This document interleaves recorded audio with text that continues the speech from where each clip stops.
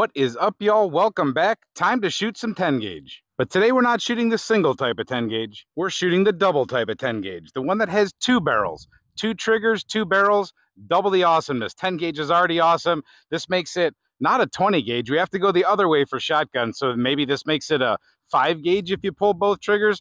I haven't pulled both triggers yet, and I don't think I want to because I don't really want to lose my fingers yet. We always might do that in the future, but for now, let's just have a little bit of fun. Let's run a few different rounds, different shot shells through this 10 gauge double barrel shotgun. And that's right, we didn't say 12 gauge. This is kind of like the Doomslayer gun, but the hunting version of the Doomslayer gun almost. And also there's speculation he has an 8 gauge, but we don't have that, so let's just pretend. And just for reference here are your average 20 gauge, 12 gauge, and 10 gauge shells here. So the 20 gauge is basically a 2 3/4 inch shell. I'm not sure exactly what it's marked on the package, but this is a 2 3/4 inch 12 gauge, and then this is a 3.5 inch 10 gauge. Now, as far as diameter around, diameter, circumference, whatever, pick your math that you like for today, but that's the 20, that's the 12, and that's the 10. Now, if we take one of the 12s and one of the 20s and stick it next to there, then we see another kind of a picture. That's pretty cool. We can see 20, 12, 10, or we can see 10, 12, 10 in the middle. And there from the back, we have 20, 12, 10. And what type of a gun is this? Well, this is a Churchill by Kassner, and it is a Windsor 1 double barrel 10 gauge Magnum 3.5 inch. I don't know a whole lot about the 12 or the 10 gauge double barrels. There are a lot of the older ones out there, and be careful, you can't always shoot modern ammo through the old 10 gauges. Some of them are black powder guns. They're not meant for the big stuff. Some of them aren't even chambered in 3.5 inch Magnum. They're chambered for 2 7/8, which you can also shoot through these guns too, just like you can shoot a shorter shell or a longer shell through a 12 gauge. But big heavy gun, these 10 gauges a lot of times are weighted in the buttstock. This one has a nice recoil pad on it. You want the weight. Both of these barrels adds even more weight. It's not really front or back heavy. I would say it's very balanced, but you want that weight with 10 gauge because trust me, it delivers a lot of recoil, and that's what keeps it tamed down enough to actually shoot.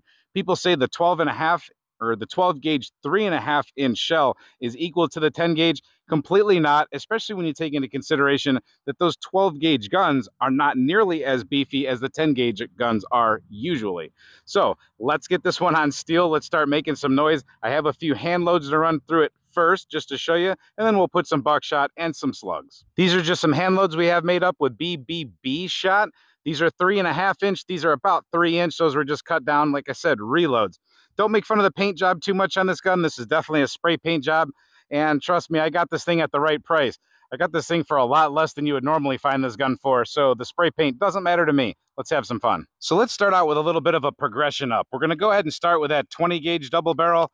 This is an old Boito, and it's a finicky one, but let's go ahead and give this one 2 shots. You'll see what that looks like and feels like. Well, I'll know what it feels like, but you'll see what it looks like on the steel and how the steel reports back.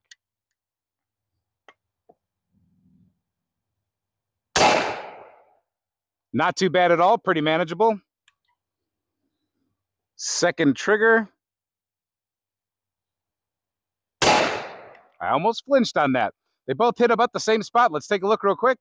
Not a bad little pattern, and it moved the steel pretty good. Moved the steel just about as much as a 9mm handgun would. So you can never underestimate the 20 gauge, but you definitely can't underestimate the 12 gauge. This is a Stoeger coach gun.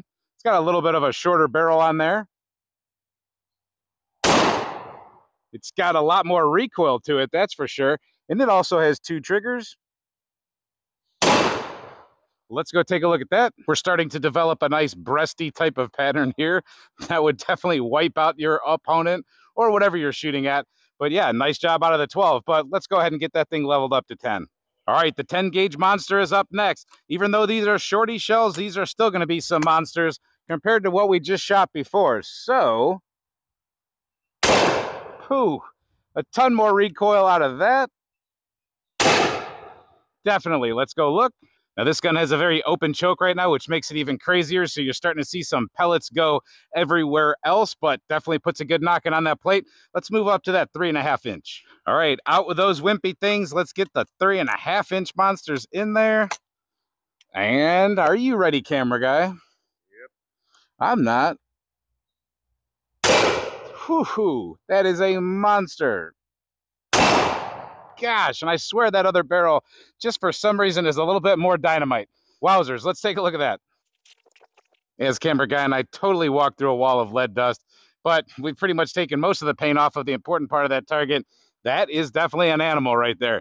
Let's get some buckshot loaded up and get some slugs loaded up. All right, what we have now is some 10 gauge Federal Premium copper plated buckshot. That is going to be a ripper. That should be 18 pellets in there. Yep, 18 pellets going at 1,100 feet per second. So not as good as you could do with a hand load. Don't let that be the top gauge for your 10 gauge right there. Or the top gauge for your 10 gauge. But yeah, the top speed for your 10 gauge and the top payload, we can adjust that always when we start hand loading things. But this should put a pretty good thumping on the steel nonetheless. Camera guy, is my new shoulder on the way from Amazon that I ordered? It'll be here tomorrow. All right. I pay for that Prime. I really need that shoulder after this. All right. One barrel. Holy jeez. And there goes the other one. Let's take a look. All right, there we go. It's a pretty serious pattern right there. 18, and then another 18 pellets on top of that. That is no joke right there. That will stop anything coming through your front door. But I will say this, the hand loads were much more stout. Federal, you could do better. I know it's 10 gauge that you're not intending to give to everybody, but I mean, come on, we can do better. It's 10 gauge. Let's have a 10 gauge and then let's have a real 10 gauge. All right, maybe Federal did better back in the day. This is a pretty old box of 10 gauge, 3.5 inch, 1 3/4 ounce Magnum. This is high velocity, 1280, so that's going a little bit faster. Rifled hollow point slug. These are old. They're starting to get a little bit of oxidization on them, that lead powder stuff. And wow, can you remember back in the day? So I can't say where that's from, but you can see, and I don't want to talk about what that was, but you see that too. Oh my goodness, never are we going to see that again. Let's put some of this on steel. I guess you can adjust for inflation a little bit and all that stuff, but still, darn. That was a darn good price. Let's see how these things rock that steel. I have an idea. They're going to hit it pretty hard. Phew, hit me pretty hard, that's for sure. Wowzers. Can't develop a flinch shooting those. Holy crap, let's take a look. Not sure exactly where they hit, so let's paint it up and do that one more time. All right, I'm going to aim dead center, and I'm going to see if I can actually try to find out where these barrels actually do hit. I believe the right barrel is the first trigger, but I can't exactly remember. We'll figure it out here right now. Whew. I'd say that's probably the left barrel. Nope, that's the right barrel. Shot all the way over to the left, so now let's see what happens with the other trigger and other barrel. So that one hit a little bit more to the right. So very odd, but hey, they both hit what would be a deer-sized target. Let's go take a look. I don't think I had that bad of flinchies, but you never know. So that was the left barrel and that was the right barrel. Or that was the right barrel, that was the left barrel. Puts a pretty good splash on there though. That's a good amount of lead just hitting and going totally spalled crazy left and right, up and down. So camera guy wants a shot at the 10 gauge. Let's see how this works out. Camera guy's a natural shotgunner. Let's see what he thinks about this one. This is not a trap gun. He's used to those over-unders. And what do you think about that, camera guy? How's that compared to the trap gun?